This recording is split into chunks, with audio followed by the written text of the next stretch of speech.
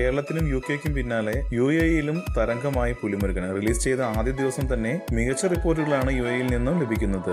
റിപ്പോർട്ടുകൾ പ്രകാരം UAE-യിൽ റിലീസ് ചെയ്ത ഇന്ത്യൻ ചിത്രങ്ങളിൽ ഏറ്റവും കൂടുതൽ ആദ്യ ദിന കളക്ഷൻ നേടുന്ന ചിത്രമായി മാറി പുലിമുരുകൻ. ബോളിവുഡ് ചിത്രം സുൽത്താന്റെയും രജനീകാന്ത് ചിത്രം കബാലിയുടെയും റെക്കോർഡുകളാണ് ഇതോടെ പുലിമുരുകൻ തകർത്തത്.